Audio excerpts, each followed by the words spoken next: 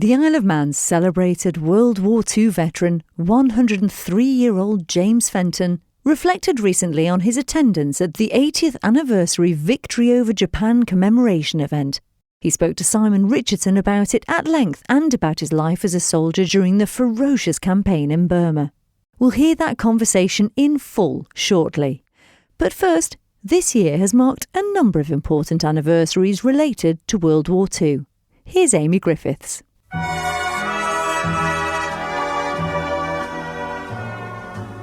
The 8th of May, 1945.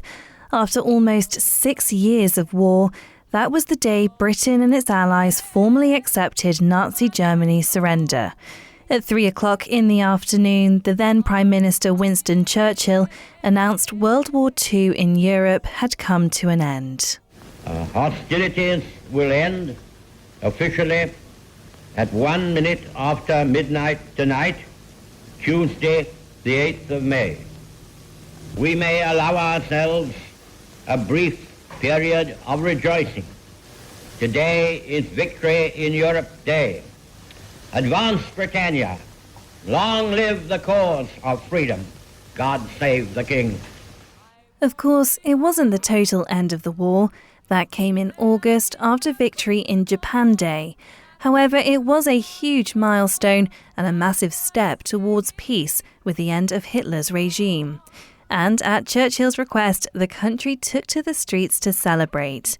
I've been to Grovemount Residential Home in Ramsey to meet some of those who took part in those celebrations. My name's John.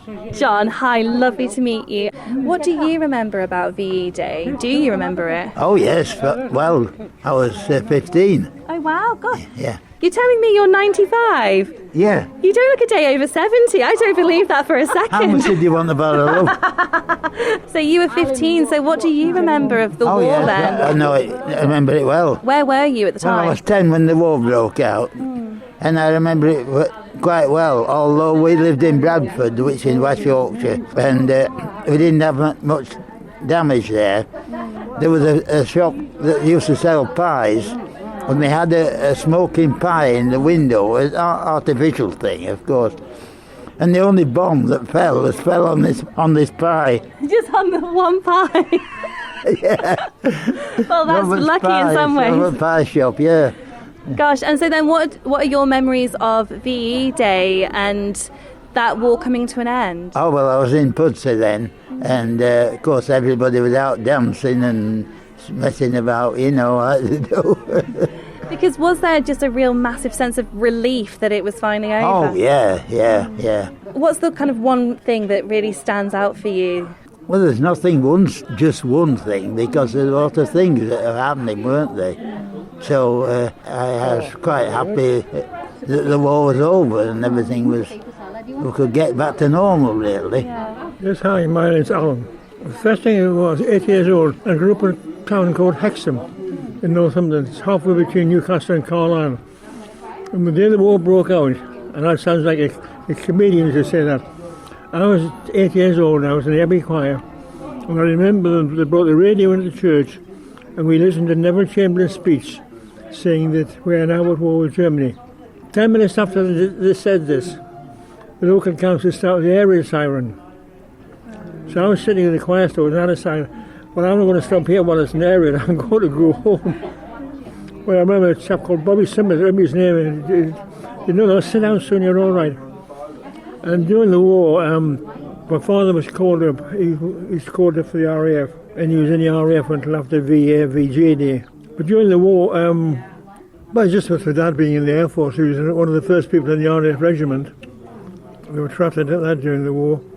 He didn't go abroad, but he served down south on the south coast all the time. They were in the light anti-aircraft gun squadron, shooting down doodlebugs, flying bombs as they came over. But he's a storekeeper, he was in charge of the store, so he was all right. How did it feel having your dad serving? I mean, what impact did that have on you as an 8-year-old boy? Very proud, actually. I mean, when he used to come home in his uniform, I used to love for him to come out in his uniform. With nothing better than to walk down the street with his father in uniform, you know. I mean, most of the lads in our class, all their fathers were serving one of the forces, yes. And so in that sense, I suppose VE Day had even more of a profound effect because you knew that hopefully that meant your dad was coming home. Well, that's right, yeah, that's right, of course. But he was in until after VG Day, which is in August. But he didn't go abroad, he did just eventually came home, got back to normal. How did you feel on VE Day when that news came that the war in Europe was over? Well, the thing was, I got ready to go to school. And I was getting ready to go to school. My mother said, I think you'll be sent home, mind. I said, why? She said, well, I'm sure I heard two men talking in the street outside. They're saying the Germans had surrendered. So I went to school, though, and the said Master Mr. Slater said, right over there, right here, got us all in the hall. He said, the Germans have surrendered. This is going to be called VE Day, and you can all go home. You got the rest of the week off. Hooray. And I remember that evening, and in the estate very near us, they built the most enormous bonfire. And I always remember a chap, he's one of our school friends' fathers. He came out halfway through with a kilt on and did a Highland fling in front of the bonfire. And then after that was it, it was time to go home and forget about it, yeah. But what a way to celebrate as well, and I suppose the whole community coming together, everyone coming out. Everybody was out, that was it, everybody's here. What do you take away from that time, I suppose? How has it stayed with you throughout your life? I just keep remembering at different parts, that's all, different parts of it all, it's... I was lucky we didn't have anyone in the family who was killed or wounded or anything. Why do you think it's important for us to still be remembering VE Day 80 years on? I think it's very important. I mean, a lot of people lost their lives in that, families are disrupted and everything. It's very important that people... I don't think it should ever be forgotten. Definitely not. Same with VG Day, the number of terrible things that happened in those places. We wouldn't have the life that we have now had it not been for the sacrifices that were made then, would we? Oh, you wouldn't have the life we had, definitely not. If he'd won, we'd have been a hell of a life, wouldn't we? And I'm going to work my way around. I'm hoping I've got the right blue jumper. Is it Derek? Is that your name, sorry? Yes, Derek. Hi. Hi. I'm Amy and I'm from Manx Radio. Amy from Manx Radio. Mm-hmm. I remember my dad going to war and coming back and bringing 7 medals with him. Wow. What were his medals for? Fighting the Germans. And he was sort of fighting the war in North Africa, and in Malta he was chasing the enemy troops there, and then he came around to England and he started fighting the war from that side of the channel, and he's earned, 7 medals from fighting that war. And how did that make you feel as his son? Must be an immense amount of pride. I'm so proud of him. I've got medals on the wall. They're there. And I'm so proud of my dad. He had a medal given special from the French for helping them out. There was a medal upstairs there. When he crossed the channel to fight the Germans, the French gave him a special medal for them being helped by him. That's just an incredible story. And what was it like for you at home? Where was home for you at that time? Oh, I missed him. I was born Manx, and I definitely missed him. And I was glad when he came back. That was the main thing. I was a lad. I went to Pulrose School. Thinking back to VE Day, and especially with your dad serving in the war, do you remember much of that day and what it felt like and how you felt? It doesn't seem very much maybe to you, but I remember the song. There'll be bluebirds over the white cliffs of Dover tomorrow. Just you wait and see. There'll be love and laughter and peace ever after tomorrow when the world is free. You have got a beautiful voice, Derek, I have to say. A really beautiful voice. Yeah, it deserves the round of applause. It absolutely does. And I think, do you think that really captures the feeling of how people felt? Well, VAD, yes, I was just a young lad, but I could appreciate the fact that I was without him and not here. And glad when he came back. Yes, I gladly talk to you, but I haven't got much to say. I do remember VE Day. I'd just been left school about 6 months, just got a job at the main fashion house in the Isle of Man at the time, Lions, of course, and the place was just a holiday resort. It was wonderful. A very different time to now, isn't it? It is. It was just the service people that were coming on leave, the Americans and everything, they were all over here, and of course we had a whale of a time. I can imagine. What kind of things were you getting up to back then? Well, of course we had several dance places, which was great.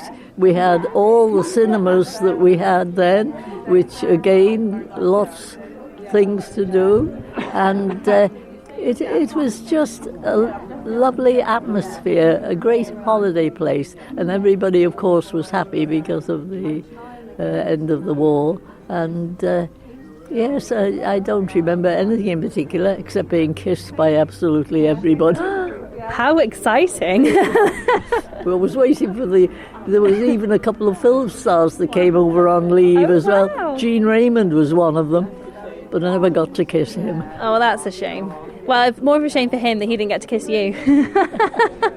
And do you remember there being many celebrations on and around VE Day? Not over the top, but yes, there were. I mean, because obviously everybody was happy that people would be coming back home and the loved ones had been away for so long. My father hadn't been away for very long, but he had been away. And yes, no, I remember more later than them. Yes. And your father came home, did he? Yes, he did indeed. Yes. He was out east and sent lots of lovely things home. That's the part I remember, being young and. Like what? Oh well, like we had chocolates and things rationed here. He sent boxes of things home, and he even sent some Indian carpets home for the house. It was amazing what they could buy when they were abroad. And how did it feel when he came home? Oh, well, of course, it was more natural then. We always say in our family, if one of us isn't there, we're like a table with a dodgy leg where we work and we function, but it's not as stable, is it, as having the whole family together? It is, yes, it was nice. Yes, but everybody was so happy, that's all I really remember about it. And like I say, being kissed by everybody. And Jean, your husband fought in the war, didn't he? And so what did he do? Well, he was a bomber pilot, and he bombed Germany and several other places too. Then after the war, he was bringing prisoners of war home, which was very sad. And he said he'd never forgive the Japanese. Because what kind of impact did it have on him? Did he ever talk about it much? No, he didn't. I used to go across with him and we'd visit his bomb aimer and his rear gunner, and I'd just sit quietly whilst we had dinner and hear them talk, because they talked about things that they wouldn't talk about in front of other people. And they said how awful it was sometimes, and how the bomb aimer said that he never knew how my husband got them back, because when they got back he counted there had been 52 hits on the aeroplane of shrapnel, and yet he got them back and managed to land somewhere as well. And so he was a hero as well. Well, yes, he was. He got the MBE and the DFC and bar, and of course I went to Buckingham Palace. So were you proud of him and proud of the work that he did there? I was very proud of him, but I just loved him so much anyway. Back in the year 2025, and celebrations are taking place once again across the island to mark the 80th anniversary of VE Day, from acts of remembrance to special concerts. But when I asked Derek why it was important for us to still remember the events of the Second World War 8 decades on and how he felt when it was over, he only had this to say. There'll be bluebirds over the white cliffs of Dover tomorrow. Just you wait and see. There'll be love and laughter and peace ever after tomorrow when the world is free. With thanks to Amy Griffiths for those wonderful conversations. World War II veteran James Fenton, now 103 years old, was introduced to the King and Queen and Prime Minister Keir Starmer at the recent 80th anniversary Victory over Japan commemoration event at the National Memorial Arboretum in Staffordshire.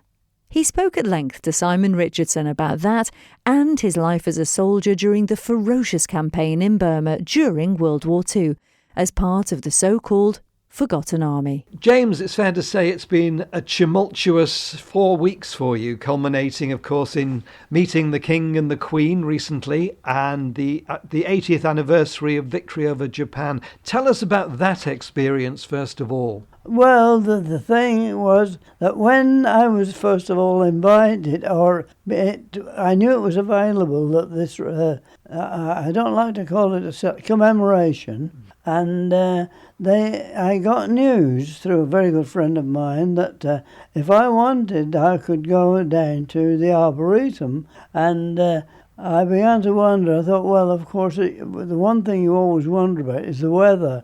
But after a little while, thinking about it, I thought, yes, I would go, take the chance and see what it was like. Fortunately, it was a very successful trip, and I enjoyed it thoroughly. Every minute of it. It was all absolutely thoroughly organised because I'm a little bit immobile, and of course they had a wheelchair for me. That the transport by plane was arranged, so everything went according to plan, successfully. Now, you met the King and Queen. What did he say to you? Well, it's what I said to him, actually. He came in and said about the Burma veterans. Of course, I met the Queen first on this occasion, but afterwards we met the King. When he came along, he said, "Sir, Your Majesty, I am an official ambassador, but what I would like to do is to invite you to come and visit our island and the Isle of Man." I said, "I know that you're very friendly with our present governor." I also had with me a little Ellen Vannin lapel badge, which I handed to him and said, "That's a reminder, sir, that I hope you will come and see us before too long, and we'd be most welcome. All the people of the island." I said, "We have seen the Queen. We saw her a little earlier when she came up and met the governor, but I said, it's your turn now to come along, so I hope you will." Well, whether that will materialise, I don't know. Now, looking back, James, you served with the 178 Field Regiment of the Royal Artillery during World War II as part of what was often referred to as the Forgotten Army in Burma. Is that how, as soldiers, you felt about it, that you were forgotten by people back home? There's no doubt about it. We were forgotten because all the news and everything else that was coming through about the situation in Burma was all less official or less important than the European war. And in fact, I think a lot of people, although they did get to know about Burma, where Burma was and what the Japanese were up to, but of course the European war was covered so much by all the nations.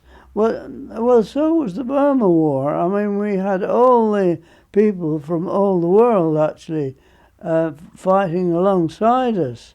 But anything on the news came along, I remember my brother saying to me a few times, because he was in the British Army and he was fighting on D-Day. He landed in France on D-Day, on the occasion there. Unfortunately, he was wounded, and he suffered a little bit after that through having been dive bombed. But the one other thing, that when peace came along and they signed the armistice for the European war, he wrote to me. This was while people were celebrating, making swings on lampposts, providing afternoon teas in the streets, and jumping about like mad. He wrote to me in Burma saying, look, he says, the war here, they think it's finished. He says, nobody thinks about you still fighting out there. Because there we were, the war with us hadn't finished. We were still being shelled and afraid of the Japanese every night. So the campaign in Burma was particularly brutal, wasn't it? You were a young man then with his life in front of him. It must have been terrifying. The thing that I am most grateful for, I never really encountered that type of trouble. Now, because I was with the Royal Artillery, although we were up in the front line, the people who got it the most, of course, were all the infantrymen. Now, not being in the infantry, we did get the Japanese coming attack us from especially in the night time, but it was quite different for the ones who were actually right on the front line. But in Burma, there's no such thing really as a front line. Because of the mountainous country, you could have some people further along in the country in Burma, and they were fighting the Japanese, and they might be behind you on the mountain fighting there, and you're in this position here trying to oust them from where you are. That it wasn't a direct line across Burma like you had with the European war, where they could say, oh, we've pushed them back this line. Well, we did push them back, but what we had to do, we were doing this in the different areas, the different units that were there, streaming down in different lines of attack, down to Rangoon, as far as we could get them there. And of course, it wasn't just a battle against the Japanese. You were in a jungle a lot of the time with sky-high temperatures, humidity, and all manner of dangerous wildlife. Was it as much a fight against the environment as it was against the enemy almost? Oh, so much so, because we had so many people. You could suddenly be okay, and then before long you were feeling very sick. The worst thing of all was dysentery, that was easy to get. The thing, you see, there was no clear water anywhere. In the European war, I suppose you could find water in various places. There was no water in Burma. All the water that we was allowed to drink was actually brought to us in little tankers, like the old petrol tankers, but they were filled with purified water. The drivers had to go to certain little units and pick up water and have it processed, and believe me, it was terrible stuff. It really was. It wasn't like just going to drink a nice cup of cold water. I bet you missed the water back here, didn't you? Pardon? I bet you missed the water back home. Oh, well, we did. Now, the very strange thing, and people I don't think very many people even know now, and it's never reported, was what we had was a choggle. Now that sounds a strange word, It does. but it's a thing made like a sacking. It's like sacking, and it's in the shape of a large bottle, and it's canvas, and you would fill this with the water from the water cart, and it would you could tie it round the neck to keep any dust or foreign matter out of it, and hang it on the side of the vehicle. Now the water inside this choggle coming to the canvas would slowly evaporate for some way, and that's how it worked as you were going along. And it was the only way. When you actually opened the top to have a drink of water, it was cold water. Now, the system was because the water inside was evaporating and it was getting cooler, and that's the only way that you could get a cold drink. And you kept one of these choggles, personally, tied to a vehicle usually, wherever you were, so that you could use that if you wanted to. Even though I bet you would have preferred a nice ice-cold beer. Oh, definitely. Well, occasionally.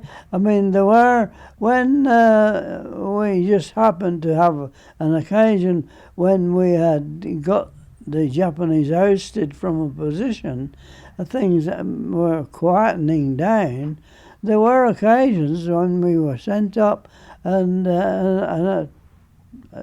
various drinks for us to have, and that was great relief because there were breaks in the fighting in that way, because we were pushing them down from North Burma right down south to Rangoon. Obviously, when they'd retreated, we had to follow them up and find a new position to attack them again. But of course, the minute they moved and retreated, that means it didn't stop, because they'd set up their positions once again for the night, and then they'd start shelling us. Then they had a great advantage here, because having just covered that bit of Burma itself and retreated it through the jungle, they could easily make a guess at where the best position was for our unit to have moved forward and being encamping, digging trenches. So they really had a fairly reasonable, accurate range position for their guns, and they would fire them every night. And I think one of the purposes was, I think, to keep us awake so that we wouldn't get any sleep.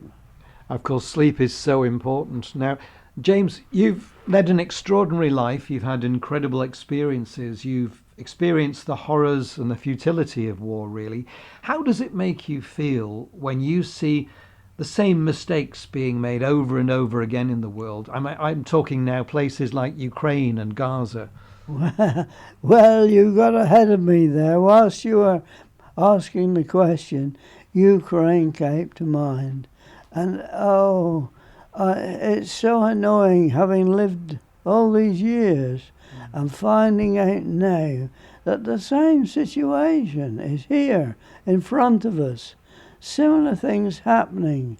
Why it can't really be sorted out? It's a matter of you get certain people who just want to control everything. And this is the biggest problem. If only we could get much more sensible people to do things.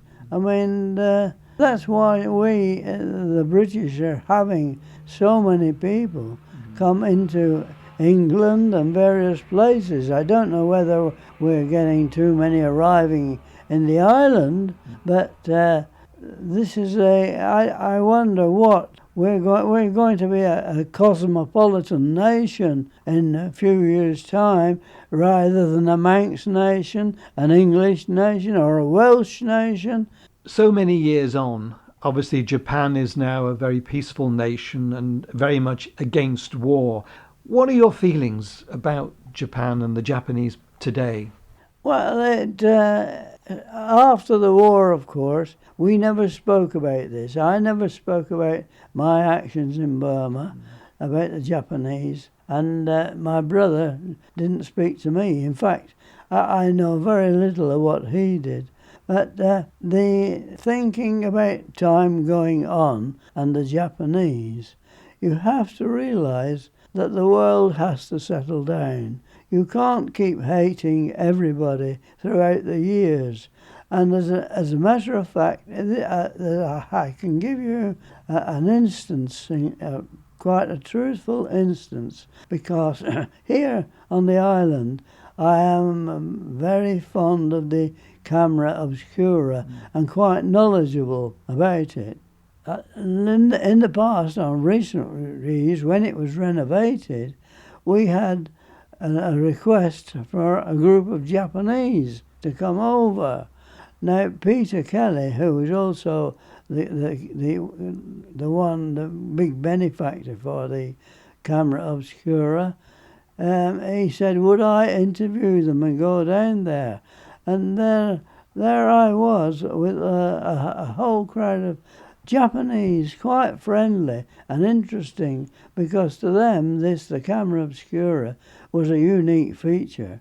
And it didn't really bother me at all, because I knew that things had happened. I couldn't put them responsible for it, but I did get through it, and we got on quite admirably with the situation, and I think they enjoyed their visit. It's good to hear. Now, James, you've achieved so much in your life. You're 103 years old. Is there anything that you would still like to do that you haven't managed in those 103 years?